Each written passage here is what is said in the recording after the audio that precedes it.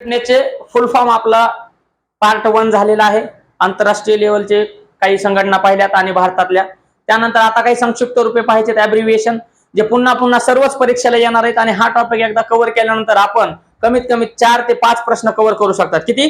4 ते 5. आता हा व्हिडिओ क्रमांक पार्ट 2 आहे. पार्ट 2 दुसरा आहे. या अगोदर एक पार्ट बनवलेला आहे. विविध संक्षिप्त रूपे किंवा short form and long form म्हणजेच काय? फुल फॉर्म, पूर्ण रूप. आलं लक्षात? याला म्हणायचं शॉर्ट फॉर्म, याला म्हणायचं लॉंग फॉर्म किंवा पूर्ण रूप. तर पाहूया FIR म्हणजे काय? सांगा रोहन पटकन. फर्स्ट इन्फॉर्मेशन रिपोर्ट म्हणजे प्रथम माहिती अहवाल. FIR दाखल झालेला आहे किंवा FIR म्हणजे काय? तर प्रथम माहिती काय काय मिळाली तो अहवाल लिहावा लागतो पोलीस स्टेशनला, म्हणून त्याला FIR म्हणतात. आलं लक्षात? केस करायला गेल्यानंतर. त्यानंतर BA म्हणजे काय? तर 12वी झाल्यानंतर कला शाखेला काय म्हटलं जातं? BA. First year, second year, third year म्हणजे 13वी, 14वी आणि 15वी. त्याच्यामध्ये 3 शाखा आहेत, कला, वाणिज्य आणि विज्ञान. मग कला म्हणजे BA. तर लक्षात ठेवा, बॅचलर ऑफ आर्ट. त्यानंतर MA, मास्टर ऑफ आर्ट म्हणजेच काय? तर हे 2 वर्ष असते जवळपास. आपण याला 16वी 17वी असं म्हणू शकतो. मास्टर डिग्री यालाच आपण PG म्हणतो. काय म्हणतो? PG. याला म्हणतो UG, under graduate, post graduate. Under graduate, post graduate लक्षात राहू द्या. पदवी आणि पदवी उत्तर पदवी लक्षात राहू द्या, खूप महत्वाचं आहे. काय आहे? UG, PG master. त्यानंतर BCom म्हणजेच काय? Bachelor of commerce. BE bachelor of engineering. BEd बघा, अनेक शिक्षकांचं BEd वगैरे झालेलं असतं, तर त्याला काय आहे? पूर्ण रूप बॅचलर ऑफ एज्युकेशन. आलं लक्षात? BEd म्हणजे काय? Bachelor of education. त्यानंतर B फार्म जे मेडिकल वर वगैरे काम करत असतात किंवा मेडिकल टाकण्यासाठी ही पदवी लागते. B फार्म, फार्मसी वगैरे झाली म्हणतात. ठीक आहे? B फार्म म्हणजेच काय? Bachelor of pharmacy. त्यानंतर BSc बॅचलर ऑफ सायन्स म्हणजे काय? 12वी सायन्स ज्याचं झालंय त्याच्यानंतर तो 15वी अशी करतो. BSc म्हणतात. 13वी, 14वी, 15वी सायन्स मध्ये जर केली त्याला काय म्हणतात? BSc. आणि कला शाखेत केलं तर BA. आणि वाणिज्य शाखेत केलं तर BCom. लक्षात राहू द्या. त्यानंतर बॅचलर ऑफ सायन्स CA म्हणजे काय? Chartered accountant. लक्षात राहू द्या, अकाउंटंट. GOT म्हणजे काय? गव्हर्नमेंट म्हणजे काय? सरकार. सरकार त्याचं शॉर्टकट आहे GOVT, गव्हर्नमेंट. त्यानंतर HCF म्हणजे काय? Highest common factor. LCM किंवा लोवेस्ट कॉमन मिनिमम. अलग लक्षात? लक्षात राहू द्या, लसावी. त्यानंतर MD डॉक्टर ऑफ मेडिसिन म्हणजेच जसं MBBS झाल्यानंतर डिग्री मिळते त्यानंतर त्याच्या पुढच्या डिग्रीला काय म्हणतात? MD. MBBS पेक्षा मोठा डॉक्टर MD. कोणता? MD. तज्ञ. लक्षात राहू द्या. त्यानंतर LT म्हणजेच ल्युटिनंट. ल्युटिनंट म्हणायचं नाही, स्पेलिंग आहे ल्युटिनंट LIEUTENANT. ल्युटिनंट. तर याचा उच्चार होतो लेफ्टनंट. आणि आर्मी मध्ये ही एक पदवी आहे, लेफ्टनंट. त्यानंतर MSc मास्टर ऑफ सायन्स. जसं की मी सांगितलं 12वी सायन्स, त्यानंतर BSc 3 वर्ष 15वी म्हणजे सी काय झाली? UG under graduate. आणि PG ला काय म्हणायचं? MSc मास्टर म्हणजे सायन्स मध्ये 17वी. जसं BA मध्ये होते तसे सायन्स मध्ये. इकडे बघा, 12वी आर्ट. ठीक आहे? त्यानंतर BA, त्यानंतर MA, त्यानंतर 12वी सायन्स, त्यानंतर BSc आणि त्यानंतर MSc. 12वी कॉमर्स, त्यानंतर BCom आणि त्यानंतर MCom. हे 3 पदव्या झाल्या. इकडे बघा, डबल सांगतो. 12वी, त्यानंतर BA, त्यानंतर MA, त्यानंतर 12वी सायन्स. हे कला झाली, कला शाखा. कला शाखा म्हणजेच काय? आर्ट. त्यानंतर 12वी सायन्स. 12वी सायन्स नंतर काय आहे? BSc, त्यानंतर MSc, त्यानंतर 12वी कॉमर्स. 12वी कॉमर्सच्या नंतर BCom, त्यानंतर MCom. अलग लक्षात? इकडे बघा, 12वी कॉमर्स मध्ये झाली, 12वी सायन्स मध्ये झाली, 12वी आर्ट मध्ये झाली. ठीक आहे? त्याच्यानंतर 2 डिग्री आहेत, 15वी आणि 17वी. म्हणजे अंडर ग्रॅज्युएट, पोस्ट ग्रॅज्युएट. लक्षात राहू द्यायचं, ती डबल वाचा. त्यानंतर जे आर म्हणजे ज्युनियर म्हणजे कनिष्ठ, SR सिनियर वरिष्ठ, PhD doctor of philosophy.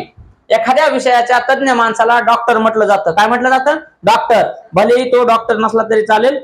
Doctor म्हणजे आपला औषध गोळ्या देणारा नाही, तर त्या विषयामधला डॉक्टर. उदाहरणार्थ मराठी विषयामध्ये अभ्यास करणाऱ्या किंवा PhD मिळवलेल्या माणसाला डॉक्टर म्हटलं जातं. लक्षात?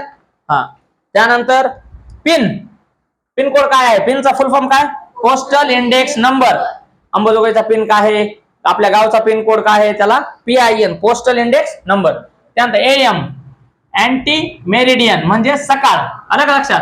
रात्री 12 ते दुपारी 12. रात्री 12 ते दुपारी 12. बर्थडे कधी साजरा करतो? नवीन वर्ष बर्थडे 12 वाजता. का तर 12 वाजता सकाळ होती. काय होते?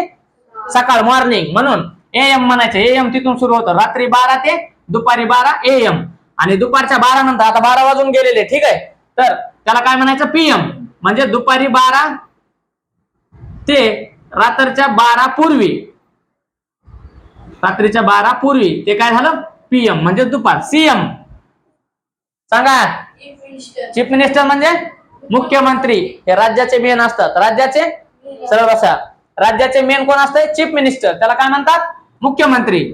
PM prime minister. Prime minister म्हणजे पंतप्रधान किंवा प्रधानमंत्री. कुठं असतात? देशामध्ये. त्यानंतर PO post office. TB tuberculosis. म्हणा ट्युबरक्युलोसिस क्षयरोग. सायन्स मध्ये विचारलेले TB म्हणजे काय. त्यानंतर TV टेलिव्हिजन म्हणजे काय? दूरचित्रवाणी. UK युनायटेड किंगडम म्हणजेच इंग्लंड, किंवा याचं आणखीन एक नाव आहे ग्रेट ब्रिटन. ग्रेट ब्रिटन भूगोलामध्ये आहे बघा, ब्रिटेन. म्हणजेच त्याला आपण ज्या इंग्रज लोकांनी आपल्यावर राज्य केले त्याचे दोन नाव, United Kingdom, Great Britain, England. अलग लक्षात? हा. त्यानंतर UGC युनिव्हर्सिटी ग्रँट्स कमिशन विद्यापीठ अनुदान आयोग. SP जिल्ह्याचे जे SP ऑफिसर असतात, पोलिसामधला किंवा पोलीस प्रशासनातील सर्वात मोठे पद हे SP ना म्हटलं जातं. आणि त्यांचा उच्चार पूर्ण रूप आहे सुप्रिंटेंडंट ऑफ पोलीस. हा N सायलेंट आहे. सुप्रिंटेंडंट ऑफ पोलीस SP म्हटलं जातं. हे IPS असतात. SP जिल्ह्याचे मेन अधिकारी असतात पोलीस मधले. PA personal assistant. तो ह्याचा PA आहे, तो त्याचा PA म्हणजे काय? पर्सनल असिस्टंट, वैयक्तिक काळजी घेणारा माणूस. PTO ह्या इथं असते, आपण लिहिलं पुस्तकाच्या किंवा उत्तर पत्रिकेच्या जवळ लिहिलं जाते. PTO म्हणजे कृपया मागे बघा, प्लीज टर्न ओव्हर, पाठीमागे बघा. आता ही एक आंतरराष्ट्रीय संघटना आहे. काय आहे सांगा? नाटो. नाटो काय आहे? नॉटो नाही, नाटो. हा म्हणा. N म्हणजे north, A Atlantic, T treaty, O organisation. उत्तर अटलांटिक महासागरामधली एक ही काय आहे? करार किंवा संघटना आहे. ट्रिटीला काय म्हटलं जातं? करार म्हटलं जातं. ट्रिटी करार, हिंदीमध्ये याला म्हटलं जातं संधी. म्हणजे सगळ्या देशांनी मिळून एक करार केलेला आहे की आपण एकमेकाच्या संरक्षणासाठी मदत करायची. ते सगळं सैन्य एकत्र येते, त्याला नाटो. ATM. आता अनेक लोक ATM मधून पैसे काढतात, पण ATM चा फुल फॉर्म माहितीये का? बघा, पाठ करून सांगा. Automated teller machine. ATM चा फुल फॉर्म काय आहे? Automated teller machine. लक्षात राहू द्या. हा. ATM चा फुल फॉर्म पटकन पाठ करायचे, मी कुणालाही 10 विचारणार आहे. हा. त्यानंतर ILO इंटरनॅशनल लेबर ऑर्गनायझेशन. अलग लक्षात? तर आंतरराष्ट्रीय कामगार संघटना. लेबर म्हणजे काय? कामगार. त्यानंतर FAO food agricultural organisation. Food and agricultural organisation. Food म्हणजे काय? अन्न. ऍग्रिकल्चरल म्हणजे शेती.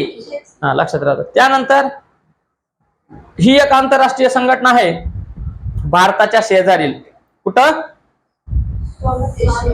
भारताच्या शेजारील एक संघटना आहे. त्याचं काय नाव आहे? सार्क. काय आहे? हा. आता बघा, सार्कचा full form South Asian Association for Regional Corporation. अलग लक्षात? South Asia Association for Regional Corporation. SAARC म्हणा. SAA RC South Asia Association for Regional Corporation. हा, भारताच्या शेजारील देशांची ही एक संघटना आहे आणि आशिया खंडातील पश्चिमेकडील देशांची एक संघटना आहे. त्याचं नाव आहे एशियन किंवा आशियान. आसियान किंवा ह्याला एशियन संघटना असं म्हटलं जातं. काय आहे उच्चार? एशियन. जसं की आपण त्या व्हिडिओमध्ये मागच्या पाहिले युनेस्को, युनिसेफ. जसं या ठिकाणी आहे नाटो, तरी उच्चार पण लिहून घ्यायचा नाटो. लक्षात आलं? तर एशियनचा फुल फॉर्म बघा, लक्ष देऊन ऐका सगळेजण. सगळ्यात पोलीस भरती आणि आर्मी भरती ज्याचं टार्गेट आहे त्यांनी लक्षात ठेवायचं, फिक्स येणारा प्रश्न आहे. तर Asian association of south Asian nations. Asian nations लक्षात राहू द्या. Association of south Asian nation. हा, या ठिकाणी स्पेलिंग चुकलेली आहे, लक्षात राहू द्या. Asian association of south east Asian nation. Association of south east association of south east. याव काही करेक्शन करा, साउथ ईस्ट एशियन नेशन्स. आता बरोबर आहे बघा. Association of south east Asian nations लक्षात राहू द्या. एशियन लक्षात राहू द्या. ठीक आहे.